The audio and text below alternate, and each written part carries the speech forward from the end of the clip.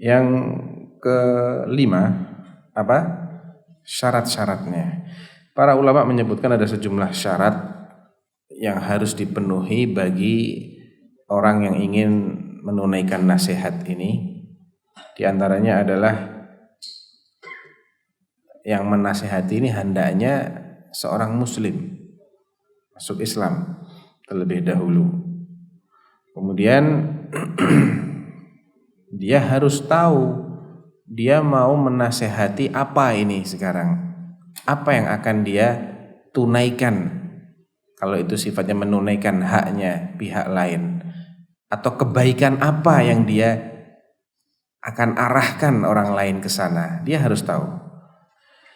Kalau dia ingin mengingkari sesuatu yang mungkar, dia harus yakin dulu ini memang benar-benar mungkar nih, dalam agama memang dianggap mungkar.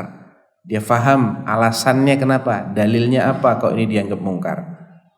Kalau dia ingin memerintahkan yang ma'ruf, dia harus pastikan dulu bahwa apa yang akan dia perintahkan ini, yang dia anjurkan ini adalah sesuatu yang memang dianjurkan oleh Allah dan Rasulnya.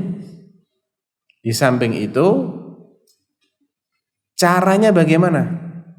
Karena cara itu sangat berkaitan dengan efektivitas, bahkan berkaitan dengan hukum suatu perbuatan. Perbuatannya hak namun caranya batil, jadinya batil. Perbuatannya, niatnya benar tapi caranya ngawur, hasilnya malah merusak, gak memperbaiki. Jadi dia harus belajar juga. Misalnya ini ada orang salah, bagaimana cara dia meluruskan kesalahan? Apakah dengan dimaki-maki, disalah-salahkan? Itu bukan cara yang benar. Sebutkan dengan lemah lembut, ya. Kemudian cari waktu yang tepat. Apakah harus saat itu diingkari kemungkarannya? Kira-kira kalau diingkari akan menimbulkan reaksi positif ataukah reaksi negatif? Ini perlu dipertimbangkan.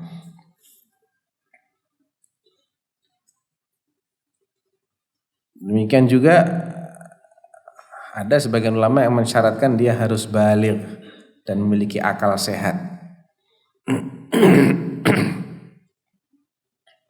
Karena akal sehat ini adalah parameter orang terkena perintah dan larangan. Kalau dia memiliki akal sehat, dia terkena aturan-aturan agama. Kalau akalnya enggak sehat, sakit, enggak ada kewajiban dia untuk mengikuti aturan agama. Jadi al-aqal, maksudnya berakal sehat, ini merupakan manatut taklif, ya. Parameter dia menjadi seorang yang mukallaf ataukah bukan mukallaf. Nabi mengatakan rufi al-qalami anis thalatha. Penanya malaikat itu terangkat bagi tiga golongan manusia. Anis sabiyyi hatta yablugh, dari anak kecil sampai dia mencapai balik. Wa anil majnun hatta yufiq, dari orang gila sampai dia waras. Wa anin naim hatta yastayqidh, dan dari orang yang dalam keadaan tidur sampai dia bangun. Karena ketiga golongan manusia ini belum dianggap memiliki akal sehat, ya. Taib. Itu beberapa syarat. Jadi halnya dia harus muslim, dia harus faham apa yang akan dia sampaikan, caranya bagaimana, dan ini adalah bagian dari dia memiliki akal sehat, memiliki sifat balik. Karena kalau belum balik itu masih, ya, tingkah lakunya kekanak-kanakan, belum matang bicaranya, sikapnya. Demikian juga orang yang akalnya tidak sehat. Adab-adabnya apa? Ini pembahasan yang keberapa ini? Keenam, ya. Adab dalam menyampaikan nasihat. Yang paling penting adalah ikhlas. Sampaikan itu semata-mata karena mengharapkan ridha Allah Subhanahu wa taala. Ini penting banget.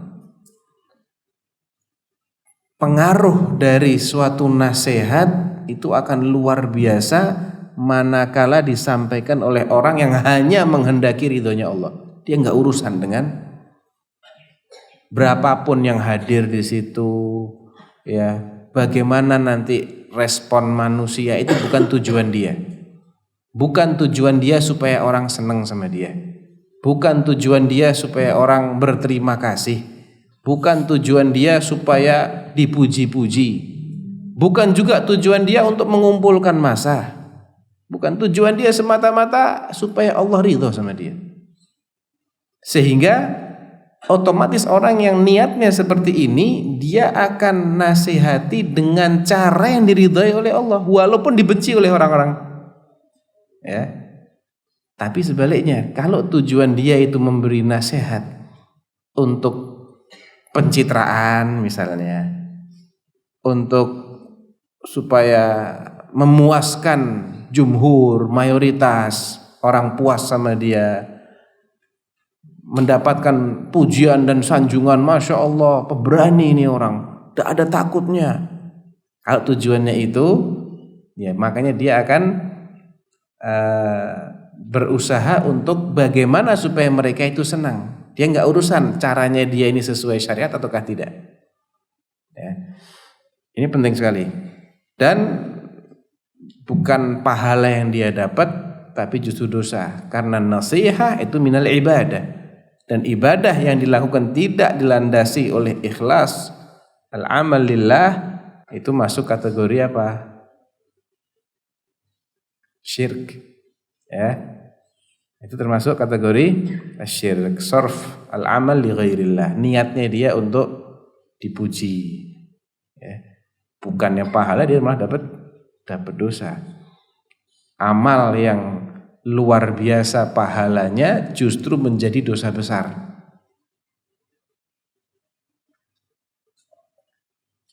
Qala Allah Ta'ala wa ma umiru illa liya'budullaha mukhlishina lahuddin. Dan asal kata nasihat itu tadi secara bahasa memang asalnya al-ikhlas, ya, murni, tulus dia menasihati itu lillahi ta'ala. Adab yang kedua adalah dengan lemah lembut, dengan bahasa yang santun. Karena tujuan menasihati apa sih? Tujuannya adalah menghendaki kebaikan buat orang lain. Seseorang yang ingin orang lain itu menjadi lebih baik. Sebagaimana menjadi karakter manusia, dia tidak suka disikapi dengan sikap kasar. Dan orang kalau disikapi dengan sikap kasar, cenderung dia akan membela diri dan melawan. Maka tidak ada manfaatnya kalau nasihat disampaikan dengan cara kasar, dengan cara yang menyakitkan. Memang orang musyrik itu salah, orang kafir itu salah. Orang yang mengaku dirinya adalah Tuhan jelas salah itu, jelas sesat. Tapi bagaimana Allah menyuruh Nabiullah Musa dan Harun alaihi wassalatu wassalam untuk menasihati Fir'aun? Idhaba ila Fir'aun innahu tagha. Pergilah kalian berdua, datangi itu Fir'aun. Subhanallah, manusia yang paling mulia di muka bumi saat itu. Musa wa Harun alaihi wassalatu wassalam disuruh oleh Allah mendatangi manusia paling kafir di muka bumi saat itu. Manusia yang paling jahat, yang kerjaannya apa? Yudzabbihuna abna'akum wa yastahyuna nisa'akum. Membantai bayi laki-lakinya Bani Israel dan memperbudak perempuannya Bani Israel. Itu kerjaannya Fir'aun. Mengaku apa? Ana rabbukumul a'la. Ma'alimtu lakum min ilahin ghairi. Menurutku tidak ada, kalian gak punya Tuhan yang selain aku, kata Fir'aun. Demikian sombongnya dia.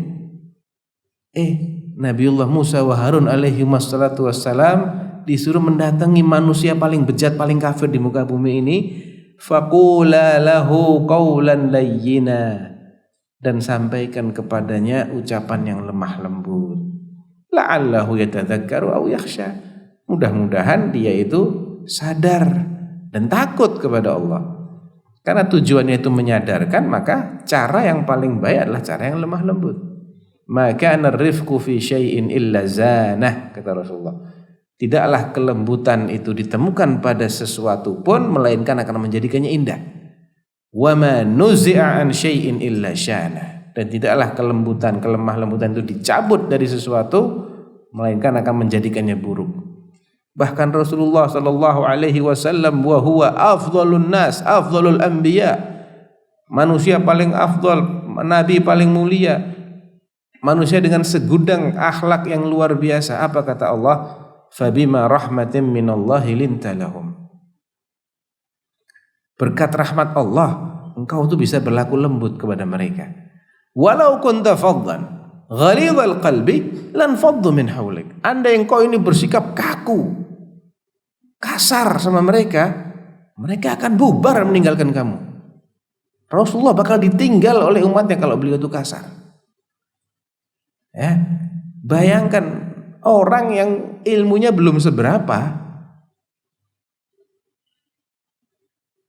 pamornya, popularitasnya belum apa-apa, sudah kasarnya luar biasa, bubar, ya, akan dijauhi, tidak ada manfaatnya, dia mendakwahkan tuh akan dijauhi, tidak ada gunanya dakwah dia kalau tidak dibarengi dengan adab dalam menasihati, yaitu ar-rifq wal lin.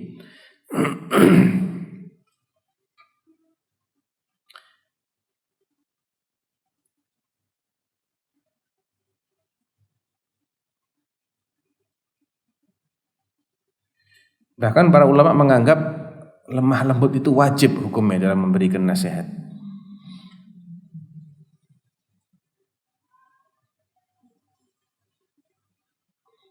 Baik.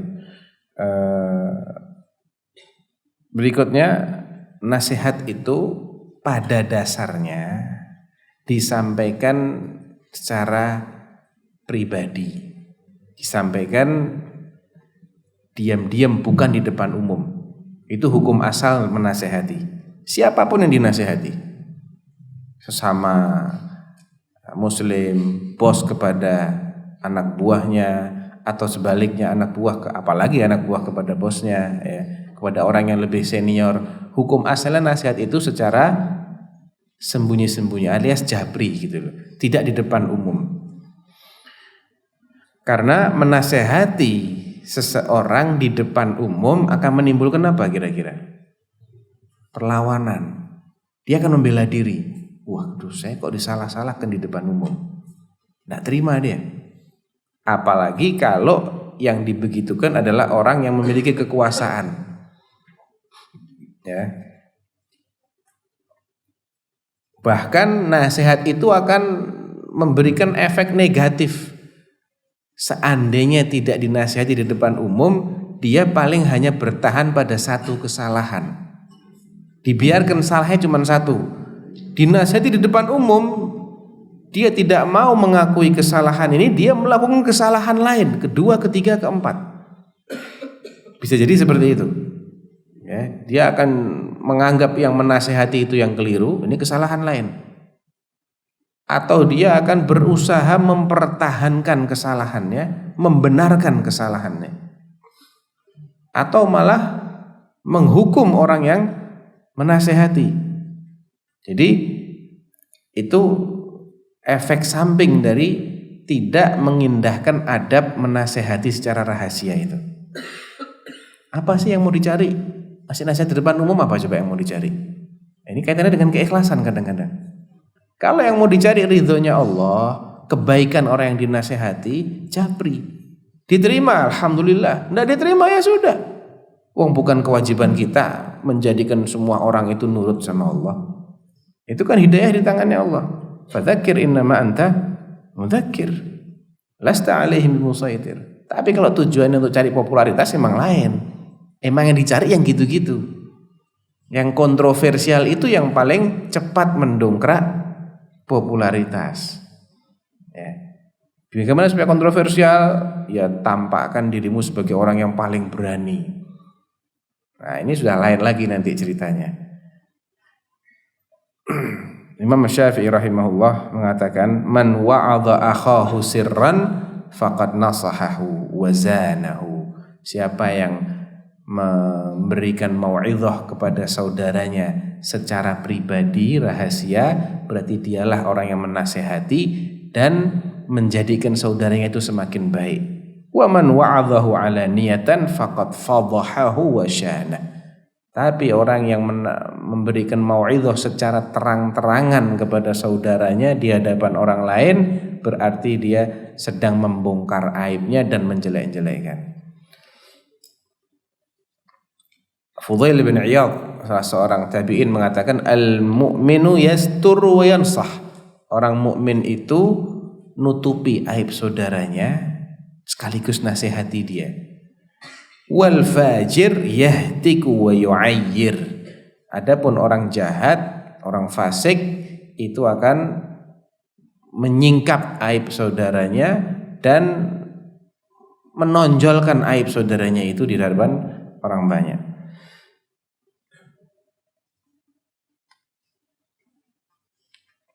Taib. Banyak sekali ya nasihat-nasihat para salaf terkait ini, bahkan Allah Subhanahu wa taala menyuruh imamun nasihin, imamnya orang-orang yang memberikan nasihat Rasulullah sallallahu alaihi wasallam dengan kata-kata wa qul lahum fi anfusihim qaulan baligha. Sampaikan kepada mereka secara pribadi qaulan baligha. Artinya apa? Kalamun baligh, ucapan yang menyentuh. Ucapan yang menjadikan seseorang itu tersadarkan dari kesalahannya. Artinya ini harus memiliki keahlian bagaimana agar orang ini bisa tersentuh. Termasuk adab dalam memberikan nasihat adalah memilih waktu dan tempat serta kondisi yang cocok, yang sesuai. Dia harus memahami, misalnya orang ini sedang dalam keadaan emosi. Jangan ikut-ikut emosi. Tunggu dulu biar emosinya reda, baru dinasehati. Kalau ketika emosi dinasehati, mental. Walaupun dia orang alim. Contohnya ketika Rasulullah SAW meninggal dunia. Ada yang gak percaya kalau Rasulullah itu meninggal dunia. Di antara mereka siapa? Umar al-Khattab radhiyallahu anhu. Bahkan dia ngancam-ngancam, siapa yang bilang Rasulullah mati tak penggal lehernya. Nabi gak mati, Nabi cuman pergi menghadap Allah, nanti balik lagi. Sebagaimana Musa alaihissalam pernah pergi menghadap Rabbnya 40 hari kemudian kembali lagi. Kata Abu Bakar, ijlis ya Umar, duduk. Tidak mau duduk dia. Ijlis, tidak mau duduk. Uskut, diem, tidak mau diem. Masih marah ini. Langsung Abu Bakar naik mimbar. Dibacakan ayat. Amma ba'd, faman kana ya'budullaha, faman kana ya'budu Muhammadan, fa inna Muhammadan qad mat, wa man kana ya'budullah, fa innallaha hayyun la yamut. Siapa yang selama ini nyembah Muhammad, Muhammad sudah mati sekarang. Kalau nyembahnya Allah, Allah tidak akan mati, hidup terus. Terus dibacakan ayat. Ya.